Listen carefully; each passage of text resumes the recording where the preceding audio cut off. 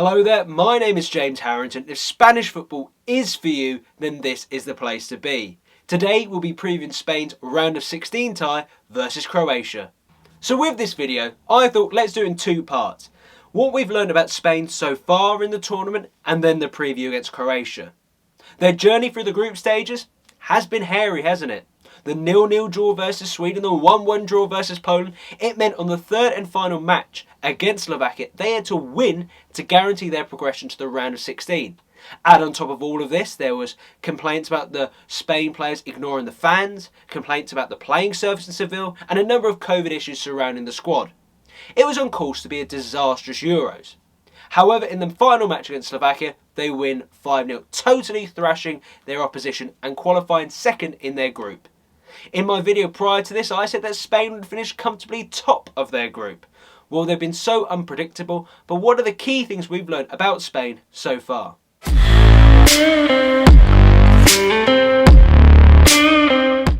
Lesson number 1.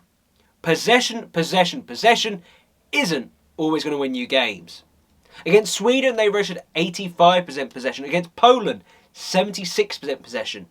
But there wasn't enough clear-cut chances. Spain have completed 2,129 passes this tournament, but only 172 progressive passes.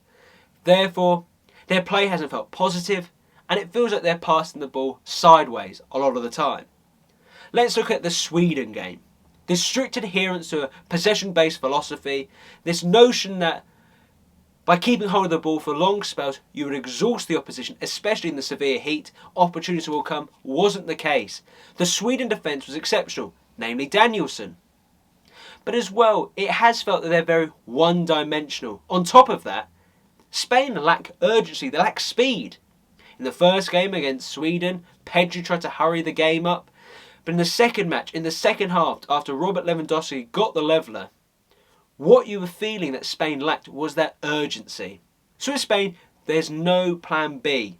There's no varying the attacking style.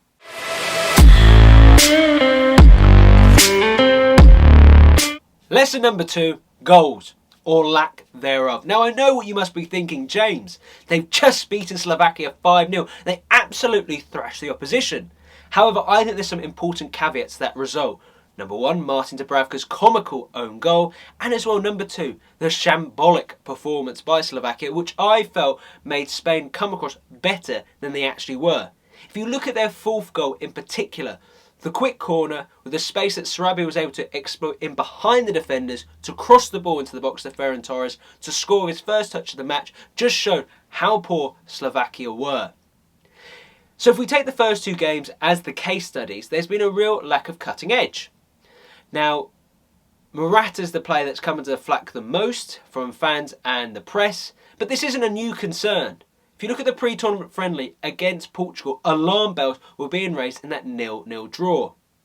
And their problems with attack calls into question Luis Enrique's decision to call up a 24-man squad instead of a 26-man squad, meaning he's lacking attacking options. Yes, you can play Ferran Torres as the number 9, but he doesn't have the experience of Rodrigo of Leeds or Iago Aspas of Celta Vigo.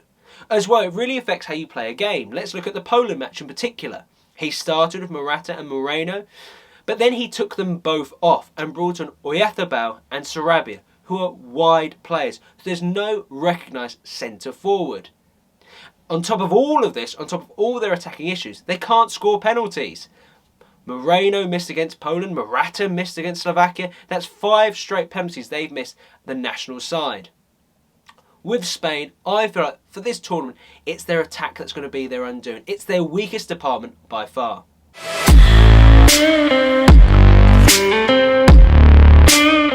Lesson number 3, substitute. With Luis Enrique, he's done a lot of like-for-like substitutions. He's not really spicing things up, changing the game when he needs to do it most. And I'm thinking, and a lot of the discussion has centred around Adama Traore. When teams are tired, you want to bring on someone who's threatening, who's going to do something different, bully past defenders, create those opportunities, unlock some space. And the first 2 matches, he didn't bring on Adama when he needed him most. Yes, he did bring him on for the final 15 minutes against Slovakia, and we saw what he can do. He muscled past the defence and sent in some lovely lofted crosses. It's fair to say that Adama Traore will likely feature more in subsequent matches, but eyebrows have been raised about Luis Enrique's game management.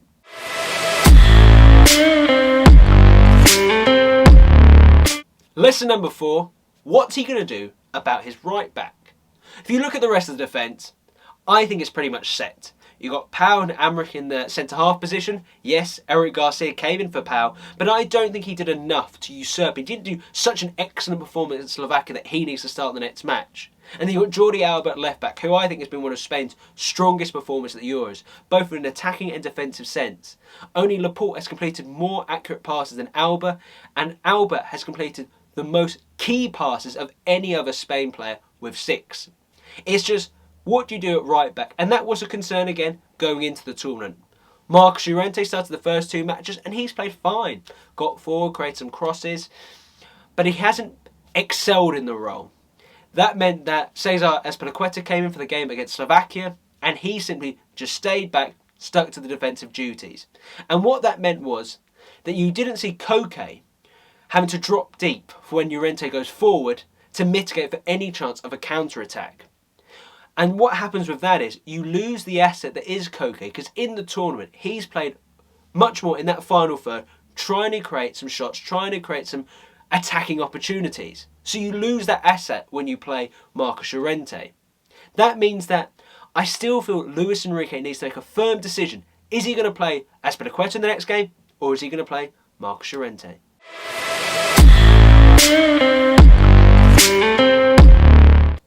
Lesson number 5, they're missing some leaders. And this was especially notable in the first 2 games where Sergio Busquets, a man who's got 123 appearances I believe for Spain, was ruled out in the first game against Sweden due to COVID and then wasn't selected in the second match against Poland. In the third match though, he came in and you felt that presence in the midfield. With Spain, I'm just thinking, looking back to Spain sides of previous, the 2008 finalists, let's take in the Euros, they had Puyol, Casillas, Xavi, Iniesta, players that grab the game by the scruff of the neck and take charge, stamp their authority and change a game. However, I don't feel like this Spain side has that. Of the 17, only one of the 17 major tournament debutants have had 20 caps or more for Spain, that being Roja with 22. And this was recognised as a transitional side, but that inexperience has become apparent at times when players need to step up. As I say, this tournament was a stepping stone and hopefully greater things, another golden era for Spain. But as Spain progress, I feel like that is going to be one of their undoings.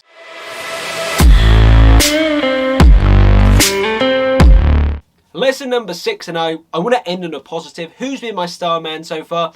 Pablo Sarabia. Now, when he was included in the selection for the Euros, I was first like, who and why? Sarabia doesn't get a lot of game time at PSG due to the fact there's so much talent on offer. You're looking at Mbappe, Di Maria, Neymar, which meant that he's largely kept out of the starting 11. So with his inclusion and the mere fact he hasn't had many caps on the national side, I thought it was definitely a surprise and a risk. But for me, he's completely changed my opinion. And I'm not just saying this because he was involved in 3 of the 4 goals that Spain got against Slovakia in that emphatic victory.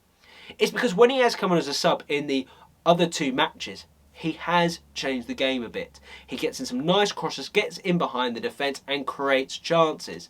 So for me, Sarabia has been the star man. Yes, other players can be talked about, Alba, Koke, but I definitely feel like the case can be made for Sarabia.